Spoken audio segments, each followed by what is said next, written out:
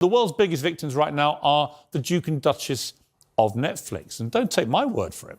Yeah, nobody set out to destroy you.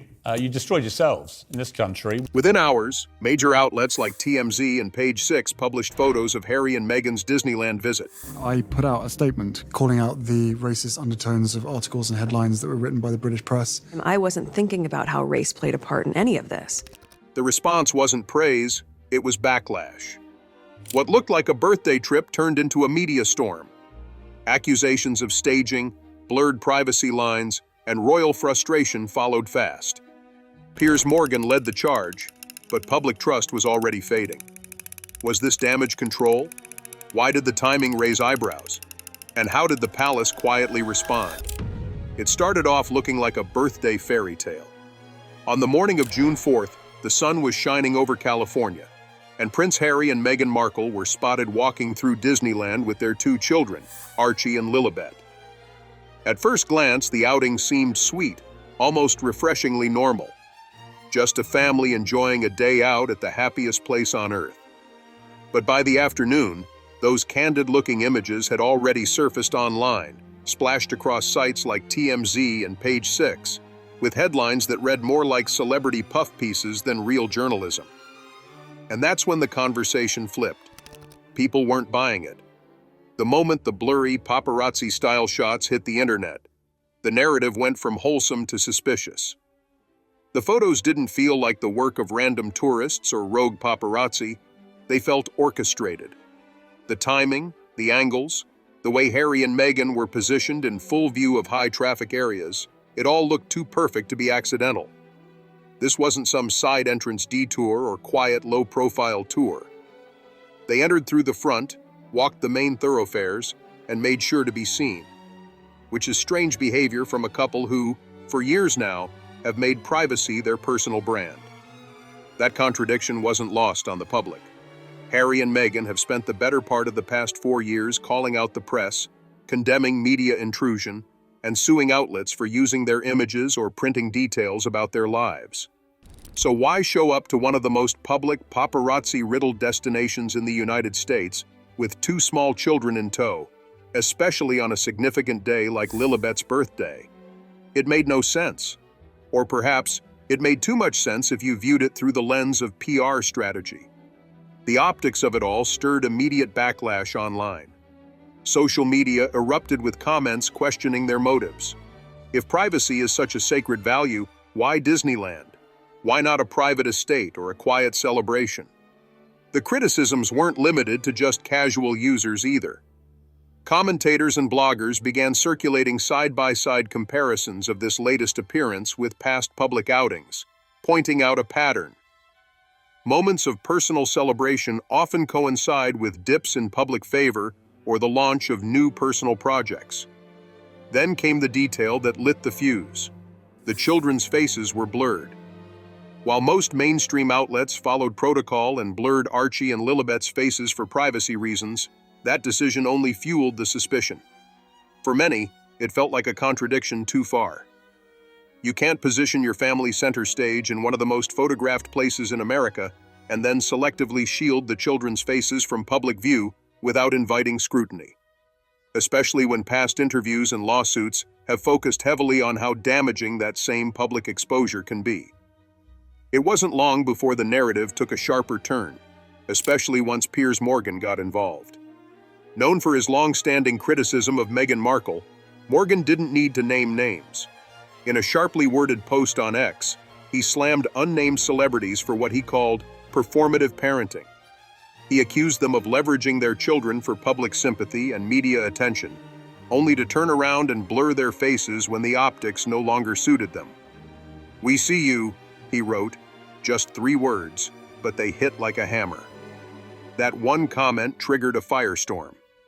Thousands of replies poured in, many directly linking the message to Harry and Meghan's Disneyland photos. And while Morgan didn't mention them explicitly, the implication was unmistakable. His track record with Meghan made the connection all too easy for the public to draw. People flooded the post with their own thoughts, some critical, others defending the couple, but nearly all acknowledging the uncanny timing of the family outing and the media coverage it received. It's important to pause here and clarify. There is no confirmed evidence that Harry and Meghan staged the Disneyland trip for media coverage. No publicists have spoken, no photographers have come forward, and there are no official statements from the couple. But in the court of public opinion, those details matter less than patterns. And the pattern here is what people focused on, the recurring theme of high-profile family moments coinciding with negative headlines or failing projects. It didn't help that the Disneyland outing came just days before Trooping the Color, the annual event celebrating the birthday of King Charles. That timing raised eyebrows. To royal watchers and commentators, it felt like more than coincidence. While there's no direct evidence that the trip was designed to distract from the royal event, the optics were hard to ignore. For the monarchy, it seemed like yet another moment where the Sussexes were pulling the spotlight away from the institution just when it was trying to project stability and tradition. This sense of disruption wasn't confined to social media chatter. Within royal circles, according to several media reports from the Times and the Telegraph, the mood was reportedly tense. Aides described the situation as frustrating and embarrassing. While not officially confirmed by Buckingham Palace, multiple sources close to the royal household indicated that King Charles was deeply displeased with the optics. Not necessarily with the family outing itself, but with the way it was picked up, spun in the media, and once again centered on the Sussexes rather than the crown. And that wasn't the only royal nerve the Disneyland photos seemed to hit. Lilibet's name, closely tied to Queen Elizabeth II's personal nickname, re-entered the conversation. When Harry and Meghan first announced her name in 2021, the palace publicly stated that permission was not sought in advance. The couple later disputed that narrative, but the tension around the name never fully disappeared. Now, using the child named after the late Queen in what critics perceived as a media stunt reignited that old wound. This resurfacing of the name controversy only added fuel to the fire. Commentators pointed out how the same couple who criticized royal tradition and hierarchy still lean heavily on royal associations when convenient. The very name that represents the monarchy's legacy was now, once again, attached to a situation that cast the institution in a negative light. As the coverage continued and the backlash mounted, Meghan and Harry did not release any statement. But the silence, in this case, didn't work in their favor. It allowed the story to be shaped entirely by commentators, critics, and observers. And right at the front of that chorus was Piers Morgan, who doubled down on his critique in a Talk TV segment later that week. He accused the couple of exploiting their children to generate sympathy and distract from ongoing failures in their media projects. He called the Disneyland photos a carefully timed distraction wrapped in emotional manipulation. And while his language was sharp, he was not alone in his opinion. A growing number of journalists, influencers, and even some former Sussex supporters began to voice their discomfort with the pattern.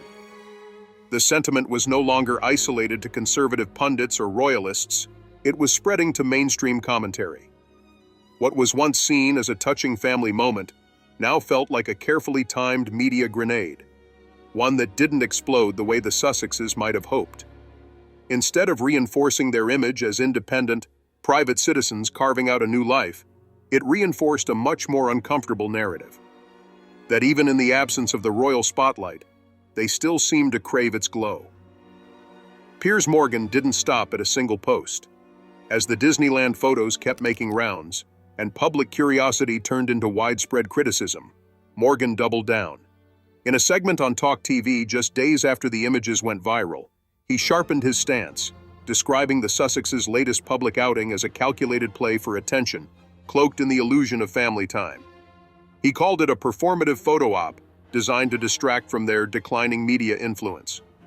While some critics might exaggerate, in Morgan's case, the accusation came with context, years of history, and a long, messy feud. This wasn't a one-off commentary. Morgan and Meghan's fractured relationship dates back to well before her marriage to Harry. In 2016, the two reportedly exchanged messages after meeting in London. According to Morgan, they spoke briefly, and she even thanked him for helping to raise her profile in the British press. But that casual connection abruptly ended once she began dating Prince Harry. Since then, Morgan has been one of her most vocal critics. The real fallout came in 2021, after Harry and Meghan's Oprah interview sent shockwaves through the media. Morgan famously stormed off the set of Good Morning Britain after refusing to apologize for calling Meghan's claims into question.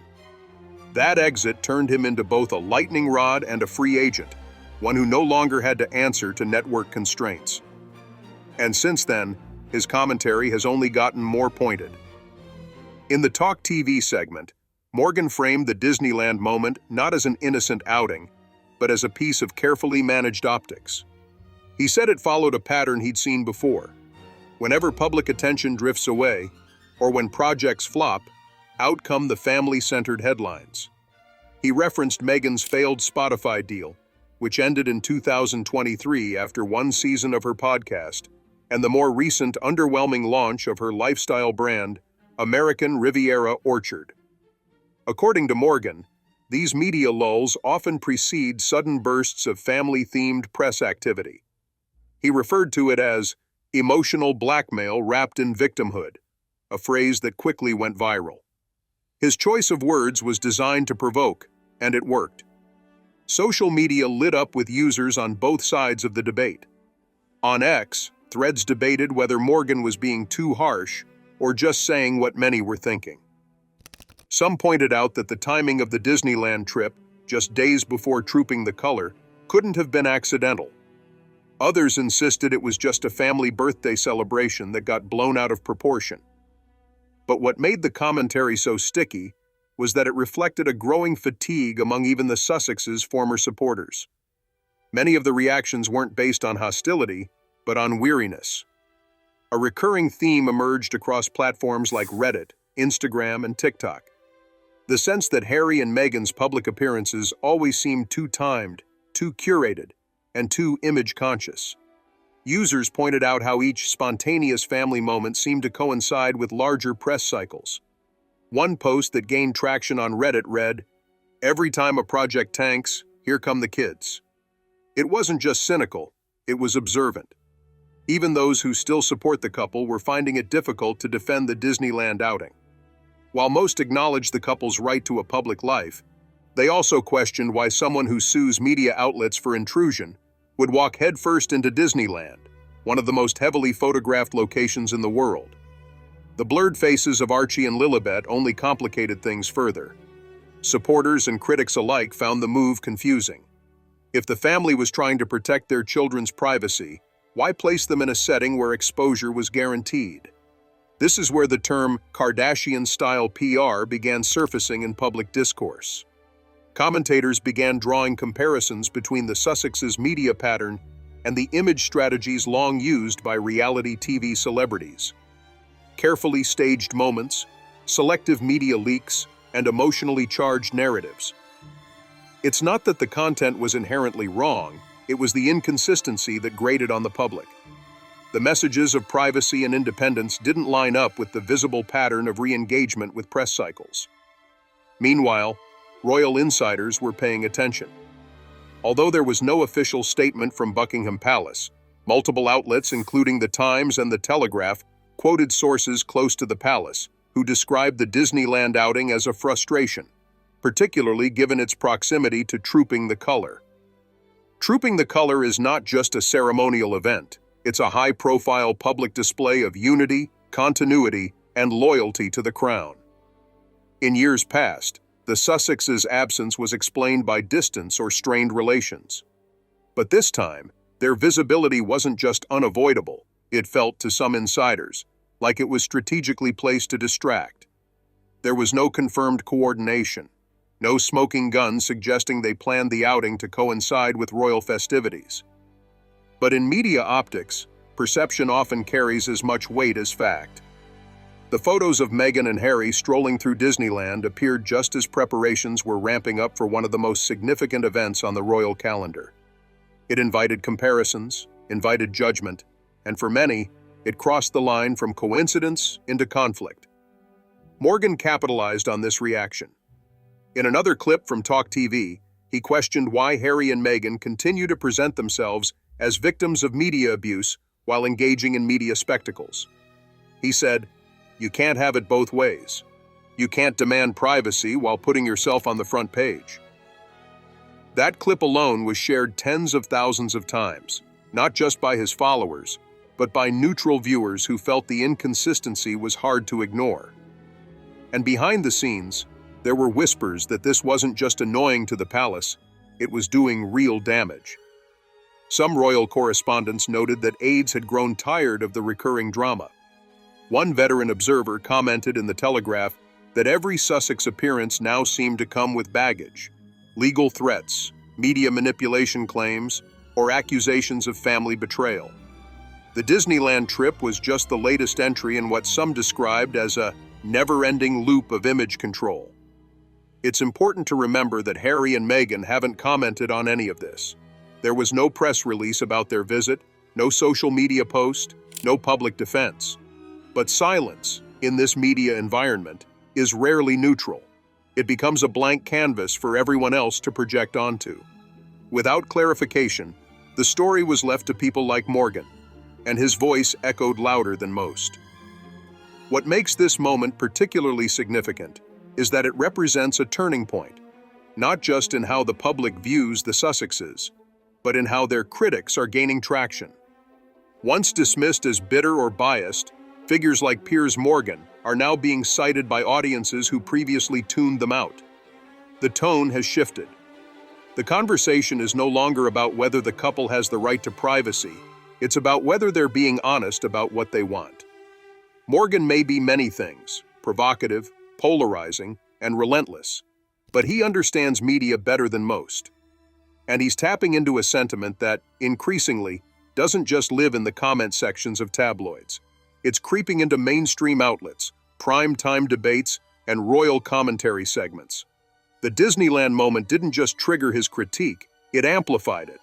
It turned what could have been a forgettable tabloid moment into a broader reckoning over credibility, motive, and trust.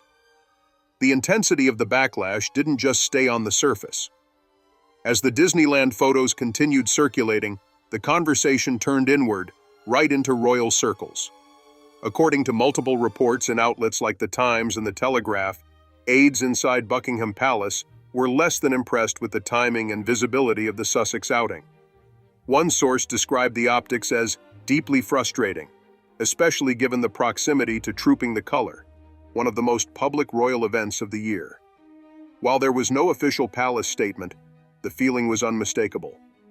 What should have been a moment focused on the monarchy's continuity was, once again, overshadowed by the Sussexes' media footprint. This wasn't the first time a Sussex move collided with a royal event. Over the past 4 years, there have been several instances where announcements, interviews, or appearances landed uncomfortably close to scheduled palace functions. And while these overlaps may not have been planned intentionally, the frequency has become a source of real concern within the institution. For senior royals tasked with preserving tradition and protocol, these disruptions are more than inconvenient. They're damaging, especially when public attention shifts from the royal family's collective image to a running saga involving 2 former working royals. Then there's the issue of Lilibet's name. The emotional weight of that choice has never fully left the conversation. When Harry and Meghan announced the birth of their daughter in 2021, they revealed her name as Lilibet Diana, honoring both Queen Elizabeth II and Princess Diana. But shortly after the announcement, BBC reported that the couple had not sought prior permission to use the Queen's intimate childhood nickname.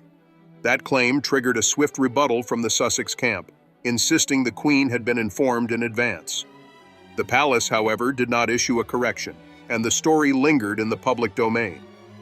Fast forward to June 2024, and the name has resurfaced, not because of anything said, but because of where it appeared. Critics noted that showcasing a child named after the late Queen in what looked to many like a strategic media play felt inappropriate. It added another layer of discomfort to the already tense public narrative. Whether the Disneyland visit was meant to honor Lilibet's birthday or not, the use of that name in a high-visibility moment so close to a core royal event struck a nerve. Inside the palace, royal correspondents reported that King Charles was not amused. According to insiders cited by The Telegraph and the Sunday Times, the monarch found the photos disrespectful to the crown and embarrassing given the circumstances. One aide, speaking anonymously, reportedly said the king's mood was a mixture of sadness and frustration, not because of the family outing itself, but because of how it landed, publicly, loudly, and without any coordination with the royal household. While these accounts come from unnamed sources, they are consistent with the tone of past briefings when the palace wishes to express its stance without issuing a direct statement. But it wasn't just King Charles feeling the strain. Prince William, according to multiple reports, has reached what some insiders are calling his breaking point. His relationship with Harry has remained cold since the Oprah interview, and although there have been brief exchanges, no substantial reconciliation has taken place. The Disneyland incident, as minor as it may seem on the surface, reportedly reinforced his view that the Sussexes continue to exploit royal symbolism for personal media gains. William, by most accounts, has tried to remain focused on his official duties and charitable work. But the consistent PR storms emanating from across the Atlantic have made that increasingly difficult. Some sources, particularly from outlets like the Daily Mail, have suggested that Prince William is now actively discussing the idea of removing the Sussexes' remaining titles. While the couple no longer uses the term His Royal Highness or Her Royal Highness, they do retain the Duke and Duchess of Sussex titles. Any move to strip those would require constitutional coordination and royal approval at the highest levels. There's no indication that action is imminent, but the fact that it is being openly discussed in senior circles is a sign of growing royal fatigue. The discussion extends to the titles of their children as well. Since the accession of King Charles, both Archie and Lilibet have technically held the titles of Prince and Princess. These designations were updated on the official royal website, albeit quietly. But now, there is renewed conversation, within media circles and reportedly among royal legal advisors, about whether these titles should remain intact. It's not about punishing the children, it's about setting clear boundaries. If the royal brand is going to be used for media exposure, some believe the monarchy has a right to define the terms under which those connections are maintained. To be clear, there has been no official action taken on any of this. The titles have not been revoked, no legislation is being debated, and no royal decree has been issued. But the tone has changed. What was once dismissed as tabloid speculation is now being echoed in editorials, discussed on national talk shows, and quietly acknowledged by palace sources. There's a sense that the tolerance threshold has been reached, and that shift isn't happening in a vacuum. The British press, traditionally divided in their coverage of the Sussexes, appears more united than ever in their skepticism. Outlets that once approached the couple with caution are now running editorials questioning the sustainability of their public image. Coverage of the Disneyland photos was not glowing. It was clinical, even cynical. The usual soft focus write-ups gave way to harder commentary. This wasn't a feel-good family snapshot. It was an event analyzed for its timing, its tone, and its implications. Even entertainment news outlets, typically softer in tone, started asking sharper questions. Entertainment Tonight, People magazine, and even E! News published coverage of the Disneyland visit, but the language was noticeably less enthusiastic. Instead of framing the outing as a rare family moment, they noted the ongoing criticism and public backlash. That shift in editorial tone is telling. When traditionally supportive platforms start adding caveats and calling out contradictions, it suggests that the media narrative is tilting. Meanwhile, public opinion continues to fragment. In online polls, comment threads, and viewer forums, the reaction is increasingly dominated by one theme: exhaustion. The public isn't necessarily angry anymore. They're tired. Tired of the repeated contradictions. Tired of the back and forth between royal life and celebrity image-making. Tired of the selective transparency, blurred faces, and carefully staged moments that always seem to align with a larger media push. The public's reaction to the Disneyland incident didn't fade. It evolved. What started as sharp commentary turned into a broader conversation about credibility. By the second week of June, the outrage had begun to cool, replaced by something even more damaging for any public figure: indifference. This wasn't just a scandal or a misstep. For many, it was a pattern repeated one too many times. A moment that didn't shock or provoke, but confirmed what people were already starting to feel, that Harry and Meghan's appearances were less about authenticity and more about managing perception. In past years, their public engagements carried a sense of emotional gravity. Whether it was the Oprah interview, the Netflix documentary, or the Spotify podcast, there was always a larger narrative at play: trauma, escape, reinvention. But by June 2024, those stories had started to wear thin. The Disneyland outing came at a time when Meghan's new ventures, including American Riviera Orchard and a rebranded podcast, were struggling to gain traction. Coverage was minimal, public engagement was low, and the visit to Disneyland, positioned as a birthday trip, appeared to many as an effort to reset the narrative. The problem is that audiences had already seen this strategy before. When archetypes underperformed, when their Spotify deal collapsed, when the Netflix wave slowed, similar moments followed. Photos of the children, family outings, carefully blurred faces, followed by a new launch or a media push. Whether or not this was coordinated, it created a rhythm. And in today's media landscape, where viewers are more critical than ever, patterns matter. Social media users picked up on this quickly. On X, posts tracking Harry and Meghan's public appearances alongside their business timeline went viral. These weren't just angry posts, they were analytical, pointing out connections, comparing rollout dates, and asking why the children seemed to feature most prominently when something else was failing. The term soft launching the kids started trending in some circles, a blunt way of calling out the perceived use of Archie and Lilibet in regaining public interest.